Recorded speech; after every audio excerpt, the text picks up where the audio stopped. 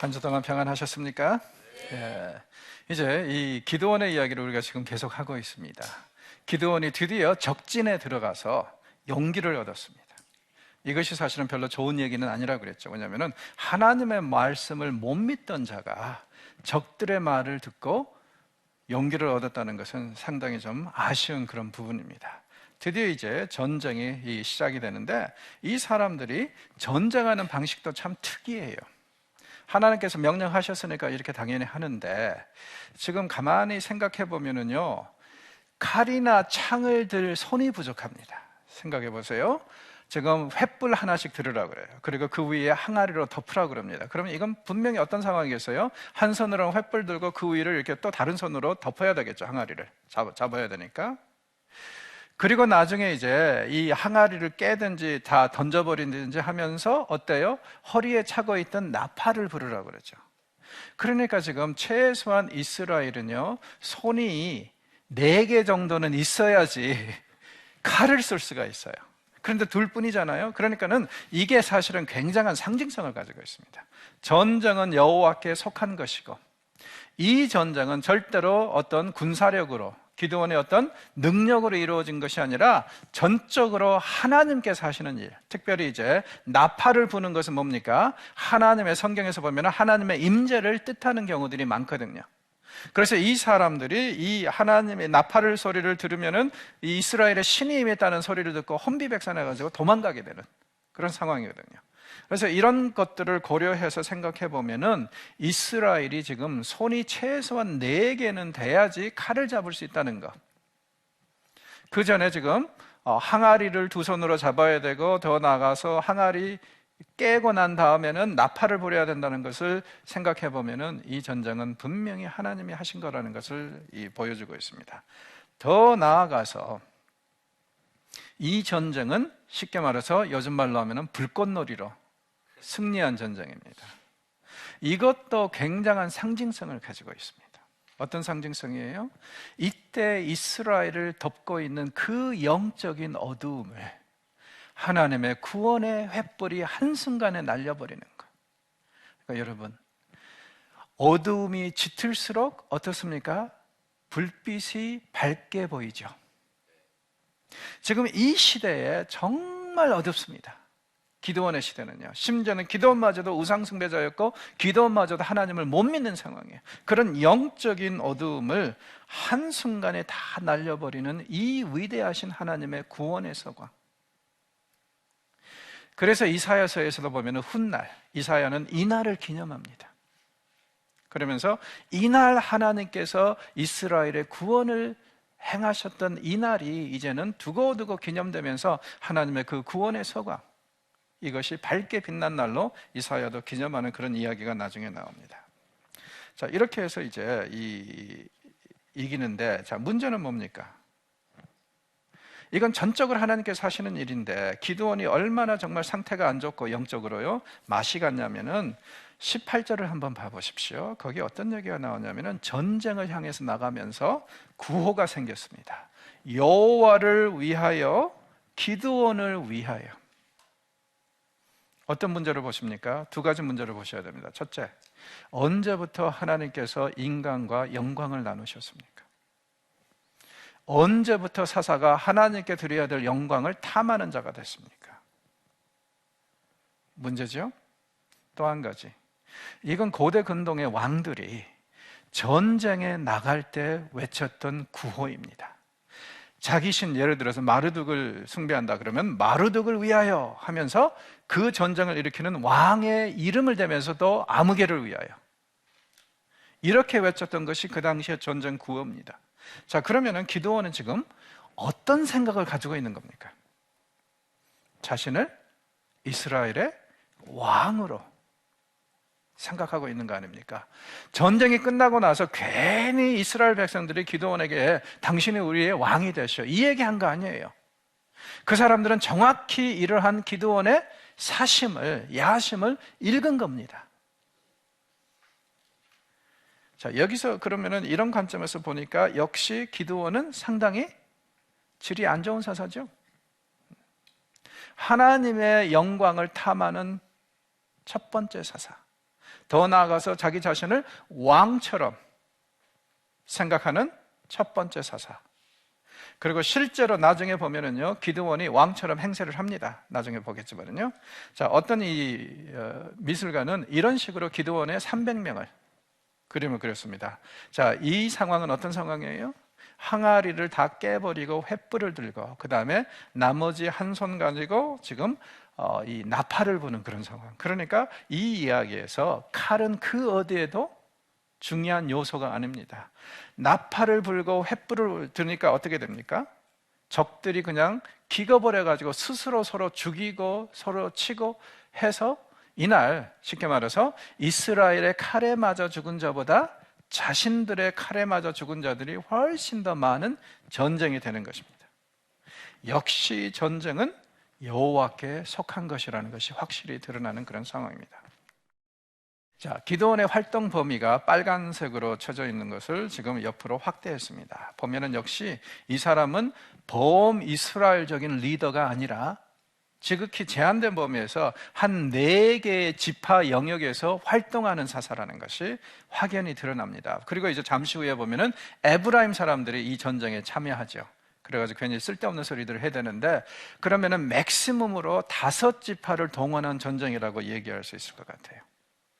그러니까 역시 사사기를 보면은 어느 순간부터 연합체제가 깨져버리고, 그리고 사사들은 이 온 나라를 아우르는 소위 말해서 대통령이 아니라 한 지역을 다스리고 아우르는 그런 도지사 정도로 보는 것이 좋다, 이렇게 얘기할 수 있을 것 같습니다.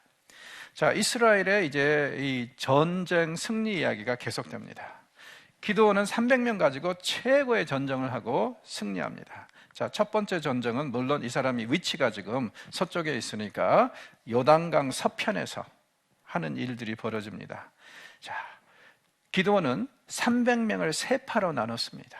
그리고 자기가 한 파를 인도에서 지금 하고 있는 겁니다. 그렇게 해서 아주 절대적인 승리를 하고 있는데, 이 나팔 소리가 그렇다면은 어떤 식으로 적들에게 들렸는지 상상이 가시죠? 나팔을 막 300명이 불어대니까 어때요?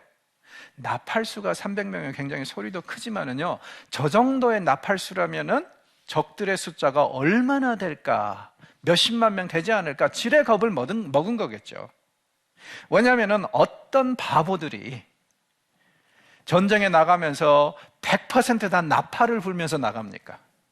칼 잡는 자들이 있어야죠. 나팔을 부는 자들은 그냥 단순히 신호하는 자들 아닙니까? 근데 신호하는 자들이 300명이면은요, 도대체 군대가 얼마나 크다는 얘기냐, 이런 생각을 해서 지레 겁을 먹고 그냥 난장판이 된 거겠죠. 하나님께서 쓰신 방법입니다. 완전한 이 공포감을 조성했어요. 그렇죠? 자, 이 이야기에서 그렇다면 우리가 주목해야 될 점은 3가지가 있는데, 첫째는요, 무기가 될 수 없는 것으로 이스라엘은 승리하고 있습니다. 둘째는요, 승리할 수 없는 숫자로 승리하고 있습니다. 1대 450이에요. 그리고 셋째, 기드온이 적들을 죽인 것이 아니라 적들이 스스로 자멸한 것입니다. 일이 이렇게 된다면 정말 모든 영광은 하나님께 돌려야 되는 거 아니겠어요? 그리고 이러한 현상들이 우리에게 주는 교훈은 분명합니다. 전쟁은 여호와께 속한 것이다. 그리고 여기서도 확연히 그 사실이 드러나는 게 뭐예요? 전쟁이 시작되기 전에 적들 사이에 하나님은 공포감을 조성하셨습니다. 그래서 어느 순간에 클릭만 하면은 그 공포감이 엄청나게 그들을 스스로 자멸하게 하는 그런 길로 인도하도록 그렇게 하셨습니다. 자, 22절에서 23절을 보면은요, 미디안 연합군이 패배하고 도망가는 얘기가 나오죠.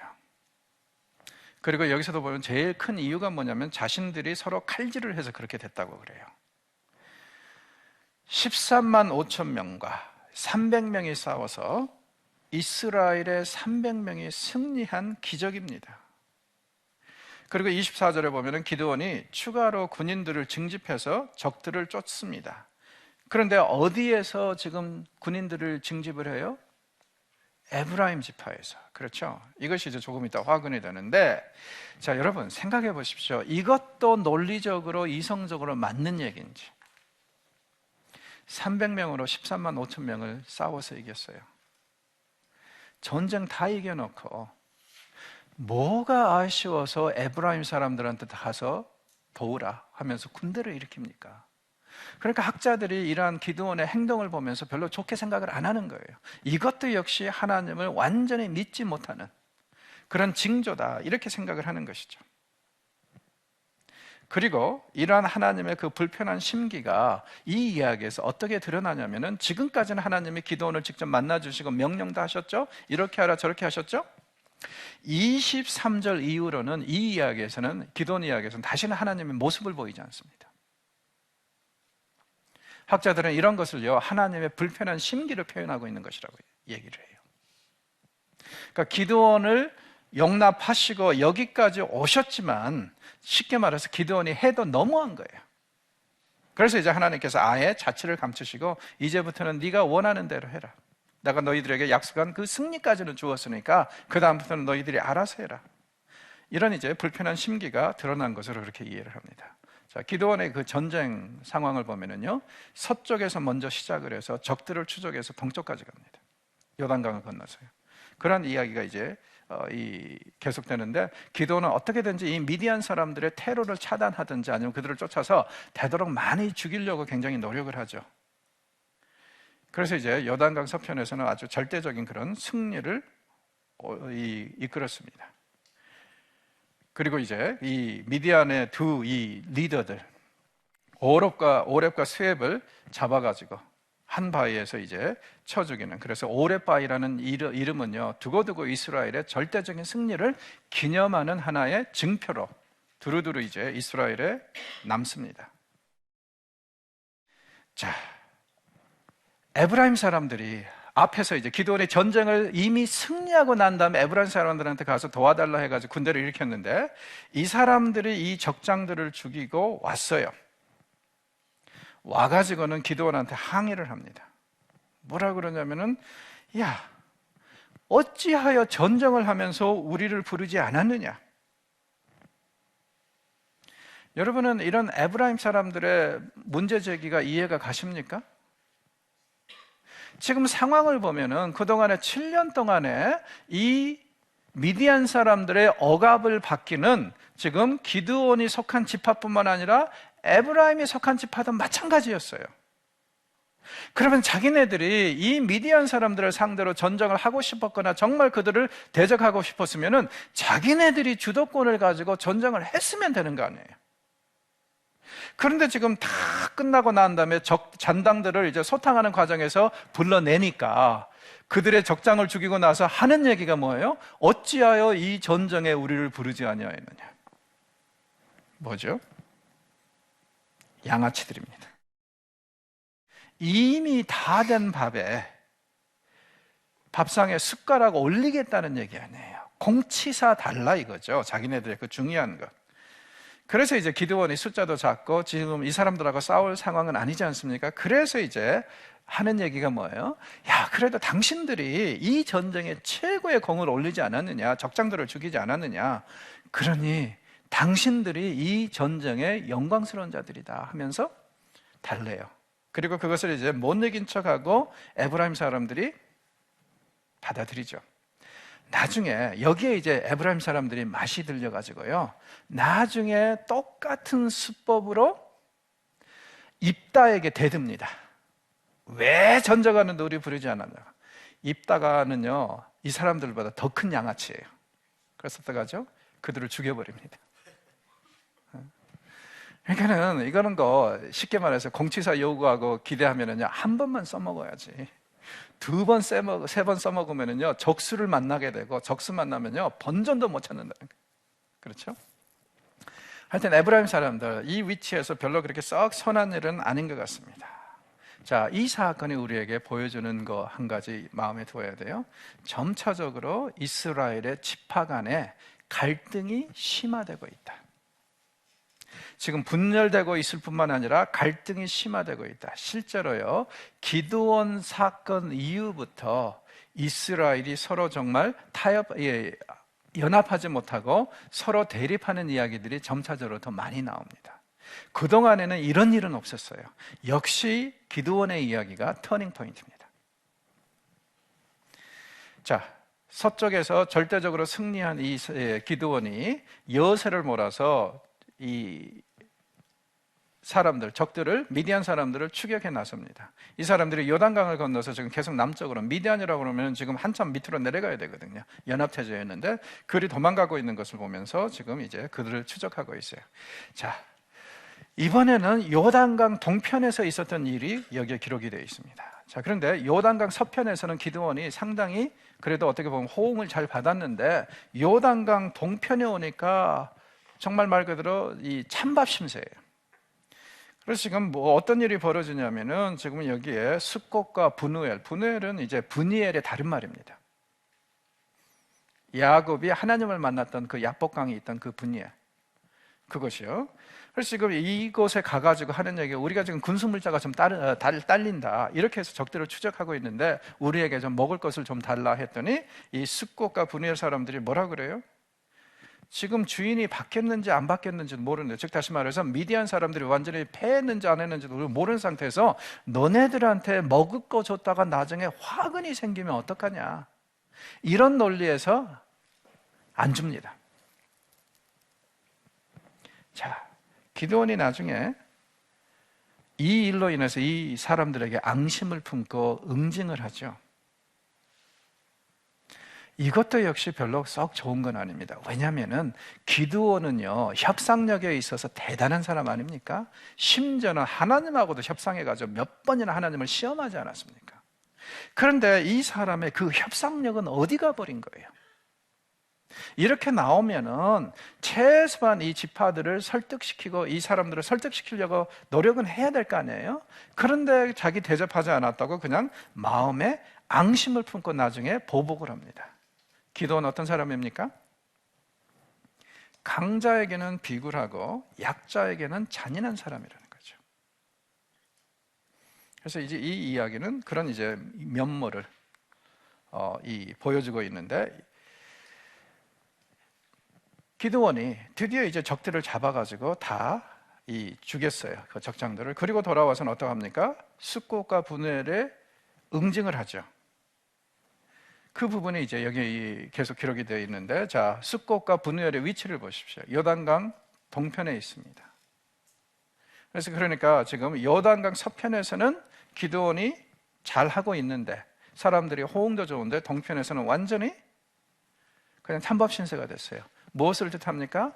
요단강을 기점으로 해서 동편과 서편이 지금 서로 다른 관점과 다른 가치관을 가지고 있어서 연합이 잘 안 된다는 얘기 아니겠습니까? 그렇죠? 그래서 이제 기드온은 어쩔 수 없이 계속 적들을 힘들지만은 스스로 쫓습니다. 쫓아가지고 세바와 살문나를 드디어 잡아요. 12절에 보면은, 그래서 그들을 처형하고 난 다음에 13, 14절에 보니까 돌아오는 길에 숫곳의 장로들과 방백 70명의 명단을 확보합니다. 그러니까 이제 이 숫곳과 그 다음에 이 분우엘에 가서 누구를 지도자로, 그러니까 어떤 지도자들을 잡아서 그냥 혼을 내줘야 되는지를 그냥 미리부터 준비를 하는 거죠. 그래서 이 70명의 장로들과 방백들의 명단을 확보합니다. 그리고는 이제 그것을 들이대면서 사람들을 응징하는 이야기가 15에서 17절에 기록이 되어 있는데, 들가시와 찔레를 가지고 그들을 쳤다고 그러죠. 자, 이것은요, 첫째는 엄청난 고통, 가시에 찔리는 것이 결코 쉽지는 않죠. 게다가 또 여기에 보면은 또 혹시라도 독가시라도 하나 섞이면은 얼마나 더 힘들겠어요. 그 다음에 둘째는요, 이런 응징 방법은 수치를 동반하고 상징하는 겁니다.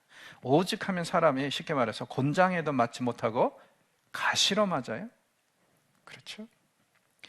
자, 그렇다면 이 이야기가 암시하는 바 역시 요단강 서편에는 기드온을 지지하지만 요단강 동편은 기드온에 지금 인색하고 있다. 그래서 강을 중심으로 서로 나누어지고 있다.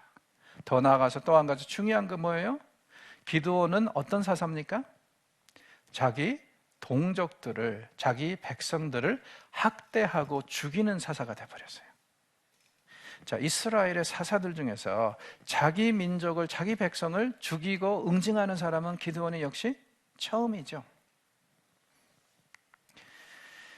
이야기는 계속됩니다. 살문나와 세바를 이제 사로잡아서 이제 끌고 오는 도중인데요. 그 사람들에게 물어보기를 너 이러이러해서 이런 사람 만난 적 있느냐 했더니 만났대. 어떻게 했냐? 그들을 죽였다. 너같이 생긴 애들을 다 죽였다 그래요. 그때 하는 얘기 19절 보십시오. 그들이 내 형제인데 만약에 너희들이 그들을 죽이지 않았더라면 어떻게 할 거라고요? 나도 너희들을 죽이지 않았을 것이다.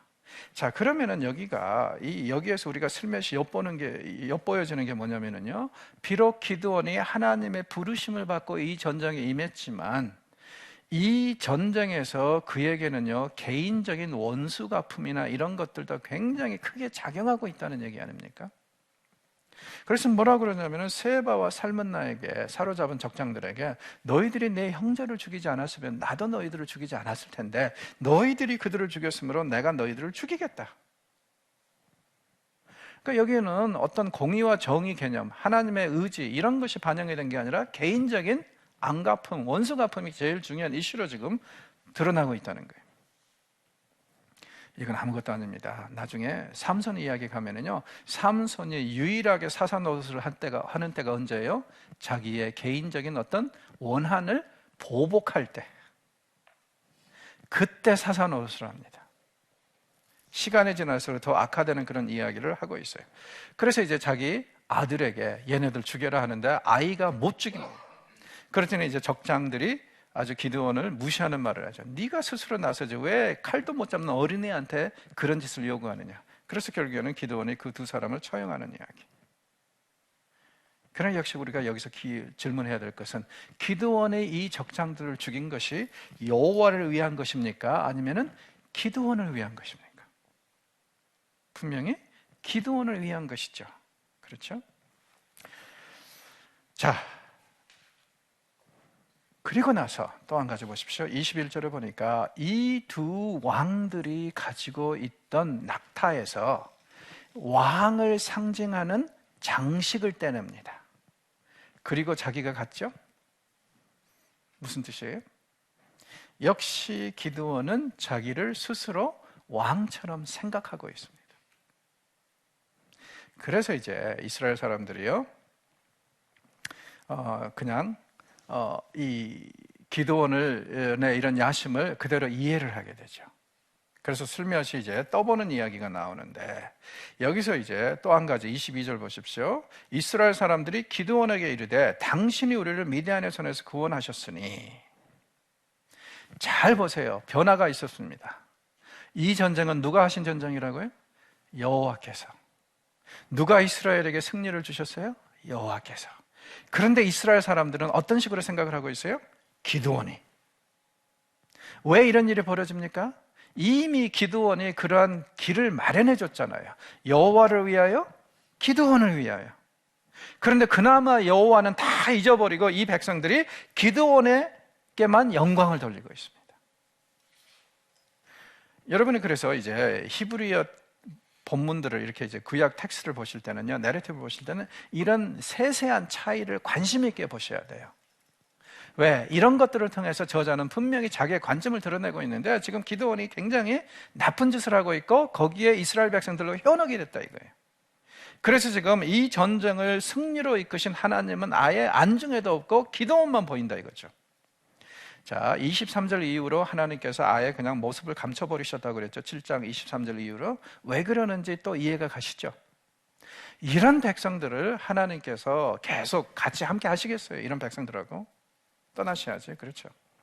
그래서 기드온에게 그렇게 이제 당신이 우리에게 승리를 주셨으니까 하면서 하는 얘기가, 당신과 당신의 아들과 당신의 손자가 우리를 다스리소서.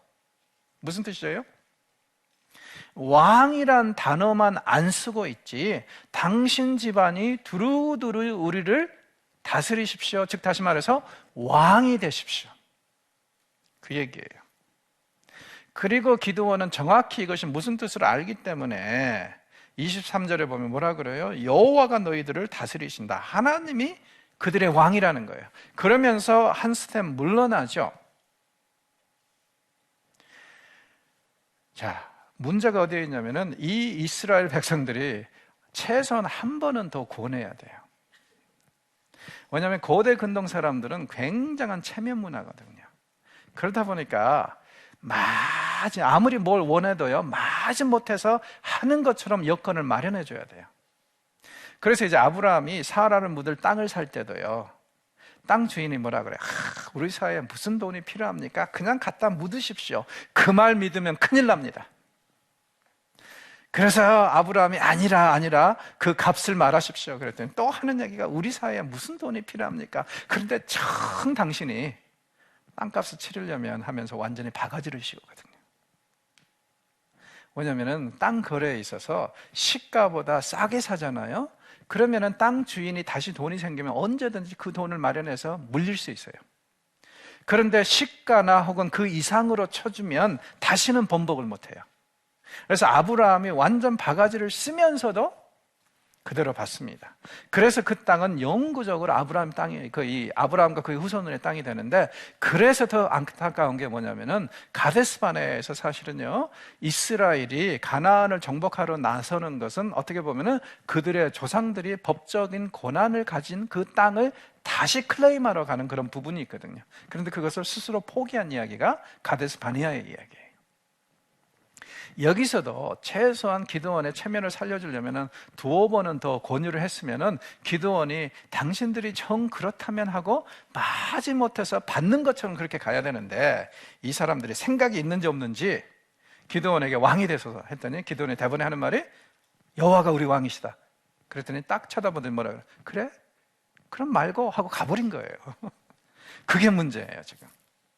자, 그러나 기드온은 한 번도 왕이 되겠다는 야심을 포기한 적이 없습니다.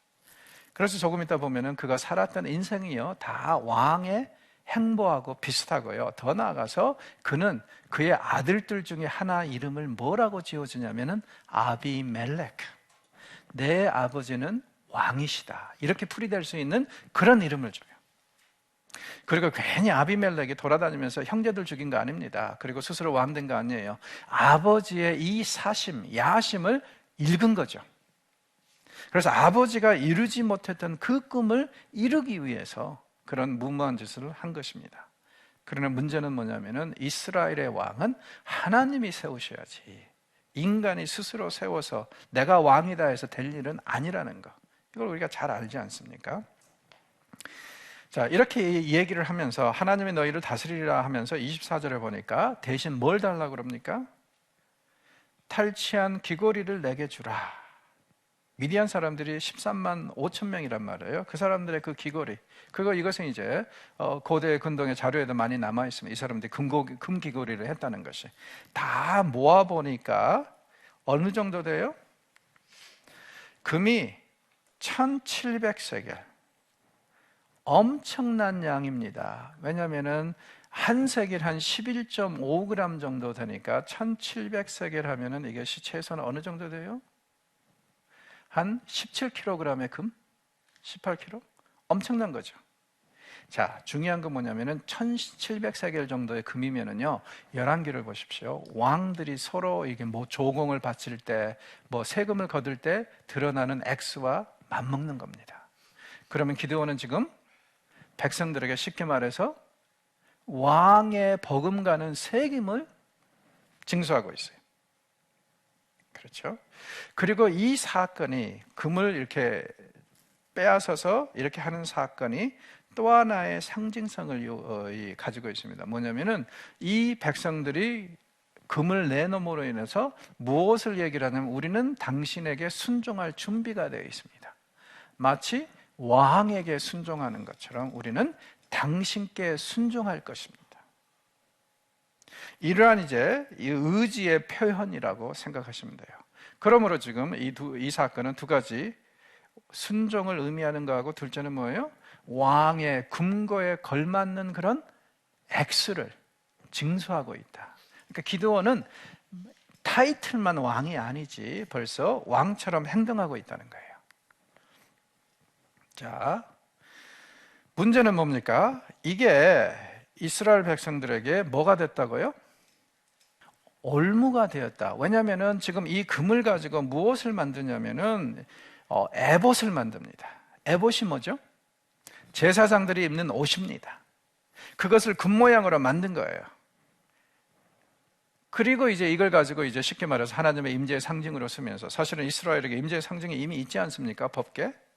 그런데 그것에 상관없이 이거 가지고 다니면서 이제 하나님의 의지를 물어볼 때 이걸 가지고 이제 사용하는 경우들이 이제 앞으로 계속 나오는데, 중요한 것은 뭐냐면은 이것이 하나님께로 주의 백성들을 인도하는 도구가 아니라 27절 마지막 부분에 보면 분명히 쓰여 있는 게 뭐예요? 이스라엘 집에 올무가 되니라. 무슨 뜻입니까? 이 일로 인해서 주의 백성들이 넘어지는 일이 벌어진다 이거예요. 그럼 생각해 보십시오. 역시 그동안에 사사들이 결함은 있었고 어떻게 보면 윤리적인 문제를 안고 있었지만, 사사들 중에서 이스라엘의 영성에 부정적인 영향을 미친 사람은 기드온이 처음이죠. 그동안에는 영적인 면모에 대해서는 사사들이 이렇다 저렇다 하지는 않지 않았습니까? 그런데 이번에는 노골적으로 어때요? 기드온이 이스라엘의 영적 생활에 올무를 만들어줬어요. 왜 기드온이 최악의 사사라고 그러는지 조금 이해가 가시죠? 또. 자, 기드온의 나머지 상황을 보십시오. 그는 40년 동안 주의 백성들을 다스립니다. 자, 11개에 보면 40년, 한 세대를 뜻하면서요, 40년 이상 이스라엘을 다스린 왕도 흔하지는 않습니다. 이 사람 왕처럼 하고 있고요. 그 다음에 보십시오. 30절, 기드온의 아내가 많음으로 그의 몸에서 낳은 아들이 70명. 많은 아내, 많은 자식들, 어느 정도면 70명. 역시 이것은 열왕기에서 왕들에 대한 기록에서나 볼 수 있는 이야기죠. 기드온은 역시 이 면모에서도 분명히 왕처럼 행동하고 있다는 얘기 아닙니까? 타이틀은 왕이 아닌데. 그리고 더 나아가서 31절 보십시오. 세겜에 있는 그의 첩도 아들을 낳았는데 그 이름을 아비멜렉이라 하였더라. 이 사람은 어느 정도로 지금 이 많은 아내들을 거느리고 있냐면 지역마다 아내들을 두었나 봐요. 그래서 이 세겜에 있는 이 첩은 아마 뭐겠어요? 세겜에 갈 일이 있을 때마다 그녀하고 동침한다는 얘기일까요? 하여튼 왕들이 할 만한 짓은 다 따라서 하고 있는데, 더 나아가서 세겜에 있는 아내가 첩이 낳아준 아이 이름을 아비멜렉이라 지었다. 무슨 뜻이라고요? 내 아버지는 왕이시다. 그렇죠? 그러면 지금 저자는 기드온이요, 왕이란 타이틀만 안 썼지 지금 다 왕처럼 행하고 있다는 얘기 아닙니까? 그것을 지금 분명히 가르쳐주고 있어요. 이 사람 좋은 사람이에요? 나쁜 사람이에요? 절대로 좋은 사람 아니죠. 물론 여러분들은 이미 기드온 협회에서 뇌물을 먹으신 적이 있으셔서 예? 기드온을 좋게 생각하실 수도 있어요. 왜냐하면 기드온 협회에서 하는 게 뭡니까? 여관이나 학생들에게 계속 공짜 성경을 나눠주는 거 있잖아요. 그것이 상징하는 바가 바로 그거죠. 그 시대의 그 영적인 어두움을 기드온의 횃불이 날려버렸다. 그래서 그를 기념하는데, 인간적으로 볼 때 또 신앙적으로 볼 때 기드온은 절대로 모범 사례가 아닙니다. 어떻게 보면 사사가 해서는 안 될 줄만 골라서 한 사람입니다. 그리고 이 사람은 이름만 왕이 아니지 지금 다 왕질을 하고 있어요. 하나님과 경쟁하는 자가 되어버렸습니다. 이스라엘의 왕은 하나님이신데, 하나님이 자기를 대표하는 인간 왕을 세우시기 전까지는 어떠한 경우에도 왕을 세우면 안 되는데, 지금 기드온은 이런 역할을 하고 있습니다.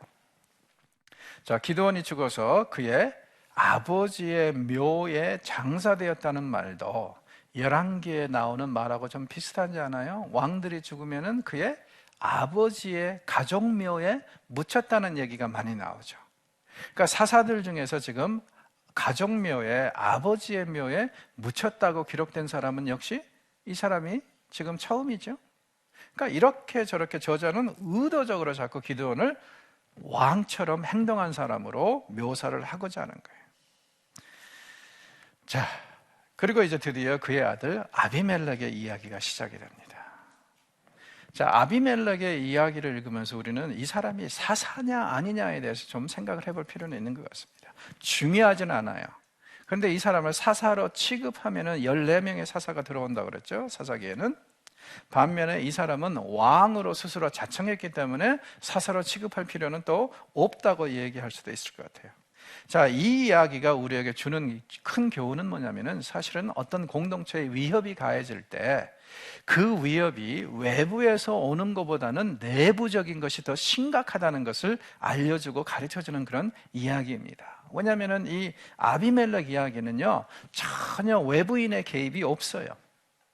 그냥 단순히 이스라엘이 자체적으로 내부적으로 이제 빚는 그런 이야기이기 때문에 우리가 이렇게 얘기할 수 있을 것 같고요. 이 아비멜렉은 스스로 왕 노릇하는 일을 통해서 이스라엘의 억압자 중에 최악의 억압자가 됩니다. 자, 사건의 발단은 이래요. 기드온이 죽었습니다. 그랬더니 사람들이 다시 또 바알 숭배로 돌아갑니다.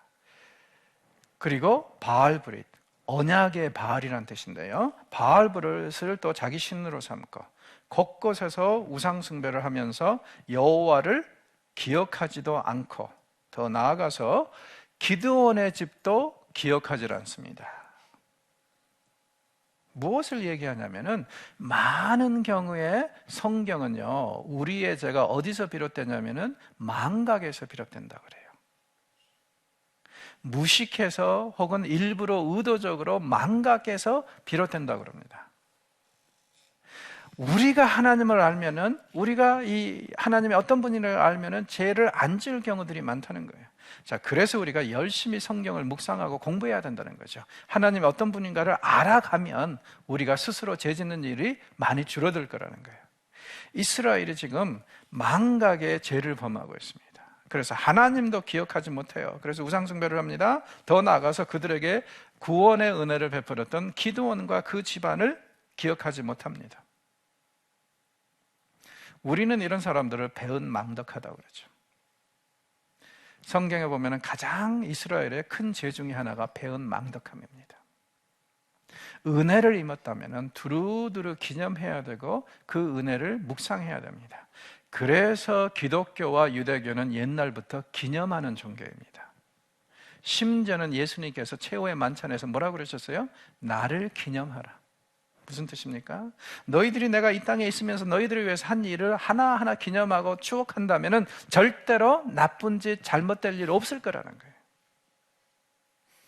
그래서 유대교도 보면은요, 위기에 처해 있을 때 하나님의 구원이 도움이 필요할 때는 꼭 옛날 일을 묵상하죠. 그래서 출애굽의 하나님, 광야에서 우리 조상들을 도우신 하나님 어디 계십니까? 기억하고 기념하는 것은 이런 면에서 굉장히 중요한 의미를 가지고 있습니다. 자, 아비멜렉이 이런 상황에서 일을 저지릅니다. 스스로 왕이 된 자예요. 그리고 이 사람은 지금 어떻게 보면 정말 말 그대로 이 출신 성부도 그렇게 썩 좋은 사람은 아니죠. 이 사람이 이제 70명의 이 형제들을 죽이고 왕이 되는데, 사건의 발단은 이렇습니다. 아비멜렉의 세겜에 가서 그의 어머니의 형제에게 이르러. 자, 앞에서 우리에게 주어진 정보가 뭐예요? 세겜에 있는 첩을 통해서 아이를 낳았다. 아비멜렉이 그 상황을 잘 활용을 하고 있어요. 하는 얘기가, 그들과 그의 외조부 집의 모든 가족에게 말하되 청하노니 너희는 세겜의 모든 사람들의 귀에 말하라. 여룻바알의 아들 70명이 다 너희를 다스림과 한 사람이 너희를 다스림이 어느 것이 더 나았냐? 또 나는 너희의 고륙임을 기억하라. 무슨 뜻이에요? 여러분, 한국 선거 때 보면은 항상 찾아오는 악신이 하나 있죠. 학연, 지연, 혈연의 신. 이 잡신이 한국 정치 판도를 참 젖먹은 게 많지 않습니까? 우리가 민주주의를 훨씬 더 발전할 수 있는데 그것에 발목을 잡는 게 이 혈연, 지연, 악연, 이 악귀신 아니에요. 아비멜렉이 지금 여기서 써먹고 있는 게 뭡니까? 자기 어머니가 세겜 출신입니다. 거기 가서 하는 얘기가 나는 당신의 혈육이다. 무슨 뜻이에요? 혈연 지연을 지금 이용해 먹고 있지 않습니까? 그러니까 한국의 정치 판도가 보면은요, 이 아비멜렉에서 비롯됐다고 생각할 수도 있을 것 같아요. 아비멜렉의 후손들입니다. 그래서 딱 가서 공정하게 얘기하는 거였죠. 당신들이 결정하셔. 기드온의 70명의 아들들이 함께 당신들을 치리하는 게 좋습니까? 아니면은 한 사람, 누구를 두고 하는 얘기예요? 자기를 두고 하는 얘기죠. 한 사람이 당신들을 지배하는 것이 좋습니까? 그러면서 슬며시 끼워 넣는 카드가 뭐예요? 그리고 나는 당신의 혈육입니다. 이 지방 사람이다 이거예요. 이 핏줄 사람이라 이거예요. 완전히 한국 정치 판도가 여기서 읽혀지는 것 같습니다. 자, 이 얘기를 세겜 사람들이 듣더니 어떻게 해요? 그는 우리의 형제다. 무슨 뜻이에요? 그가 제안하는 그런 정치적인 음모를 받아들이겠다 이거 아닙니까? 그거는 정말 혈연과 지연을 우리가 의식해서 그들을 우리 힘으로 우리 것을 받아들이자 이런 이제 얘기를 하고 있는데, 자 그럼 잘 보세요. 어떤 일이 벌어지고 있는, 나중에 하나님께서 이것을 좋아하지 않으셔서 세겜 사람들을 아비멜렉을 통해서 치시죠. 왜요? 절대 경건한 거 아니라는 거예요. 이런 혈연 지연을 사용하는 거. 그러니까 우리 정치인들이 이런 얘기를 듣고 정신을 바짝 차려야 되는데, 그리고 제가 볼 때는 또 유권자들도 정신 차려야 돼요. 자, 아비멜렉이 그래서 이제 이들의 도움을 받는데, 중요한 거 잘 보십시오. 세겜 사람들이 어디서 정치 자금을 마련해서 아비멜렉에게 주는지를 보세요. 바알브리 신전에서 은 70개. 자, 이걸 가지고 아비멜렉은 형제 70명을 한꺼번에 다 죽여버립니다. 이 정치 자금을 써서요. 그러면은 어느 순간부터 보세요. 이 기드온 집안에 다시 바알이 성행하고 있습니다. 하나님도 잊었고 이제는 아예 바알만 숭배하는 집안이 돼가지고, 그걸 또 이제 세겜 사람들이 잘 아니까 아비멜렉에게 왕이 되라고 정치 자금을 마련해주면서 바알 신전에서 그 정치 자금이 나오고 있다. 그러면 우리가 서론에서 얘기했듯이 지금 쉽게 말해서 기드온과 아비멜렉의 이야기가 지금 사사기의 한 핵심에 들어가 있는데, 이슈가 뭐라고요? 과연 누가 왕이냐? 여호와냐? 바알이냐? 그리고 지금 이 여룻바알이라고 했던 기드온의 집안에서는 바알이 지금 바로 신이 되고 있습니다. 결국 이제 이 돈을 가지고 아비멜렉은 형제 70명을 한꺼번에 죽입니다. 그리고 이제 이 표현을 보면 한 바위에서 한꺼번에 죽였다고 그러니까 이게 얼마나 잔인한 일이에요. 70명을 줄 세워놓고 하나하나 바위에다가 숙여 해가지고는 목을 치는 이야기. 그러니까 뒤에 있는 사람들이 죽기 전에 얼마나 큰 공포감을 느꼈겠어요. 그러니까 이 사람 진짜 잔인한 사람입니다. 바알 숭배자니까 그럴 수밖에 없죠. 그렇죠? 그리고 이제 이 일이 정리된 다음에 6절에 보니까 세겜에 있는 상수리 나무 곁에서 아비멜렉을 왕으로 삼았다고 그러죠. 자, 상수리 나무 곁에라는 것이 중요합니다. 여기 상수리 나무 기둥곁이라고 그러는데 이게 다른 게 아니라 아세라를 숭배하는 그런 도구거든요. 성경에 보면 아세라 목상이란 말이 자주 나오죠. 정확히 기둥이 어떤 식으로 어떤 모습을 가지고 있는지는 몰라요. 왜냐하면 아직까지 고고학적으로 발굴이 된 적이 없으니까. 그런데 여기서 지금 상수리 기둥은 바로 그걸 얘기를 하고 있어요. 그러니까 이 사람은 바알 숭배자고 아세라 숭배자고요. 그래서 바알과 아세라의 힘을 입어서 이스라엘의 왕이 됩니다. 자, 그러면은 이제 얘기는 뻔한 거 아니에요? 하나님이 바알과 아세라의 힘을 입어서 왕이 된 자를 내버려 두실까요? 그럴 리 없겠죠. 그러나 이것은 어떻게 보면은 이 아비멜렉의 운명을 결정짓는 일이다. 이렇게 생각해도 될 것 같습니다. 자, 과연 아비멜렉 이야기가 어떻게 풀리는지 다음 주에 계속 하도록 하겠습니다. 고맙습니다.